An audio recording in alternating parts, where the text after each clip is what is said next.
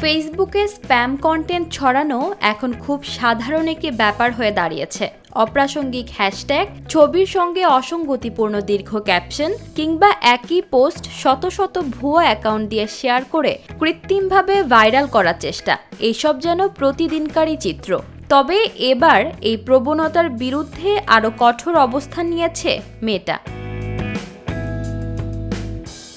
সম্প্রতি এক ঘোষণায় মেটা জানায়, প্ল্যাটফর্মে স্প্যাম ছড়ানো ঠেকাতে তারা নতুন নীতিমালা কার্যকর করেছে। এখন থেকে অপ্রাসঙ্গিক পোস্টে আর আয়ের সুযোগ থাকবে না। অর্থাৎ যারা ফলোয়ারদের বিভ্রান্ত করে মনিটাইজেশন চালু রেখেছিল তাদের জন্য এক বড় ধাক্কা। এই ধরনের পোস্টগুলো কেবলমাত্র সংশ্লিষ্ট ফলোয়ারদের নিউজ ফিডে দেখানো হবে, তা আর সার্বজনীনভাবে ছড়ানো হবে না। মেটার মতে, স্প্যাম কন্টেন্ট শুধু প্ল্যাটফর্মের মানই নষ্ট করে না, এটি ব্যবহারকারীদের মত প্রকাশের স্বাধীনতাকেও ব্যাহত করে। তাই বিষয়টি এখন গুরুত্বের সঙ্গে দেখা হচ্ছে। যেসব ধরনের কন্টেন্ট মেটার নজরে পড়েছে তার মধ্যে রয়েছে অতিরিক্ত ও অপ্রাসঙ্গিক হ্যাশট্যাগের ব্যবহার, ছবির সঙ্গে অসঙ্গত ক্যাপশন, সাজানো বা মিথ্যা মন্তব্য এবং ভুয়া অ্যাকাউন্টের মাধ্যমে বারবার একই পোস্ট ছড়িয়ে দেওয়া। এমন কর্মকাণ্ডে জড়িত অ্যাকাউন্টগুলো মনিটাইজেশন সুবিধা হারাবে।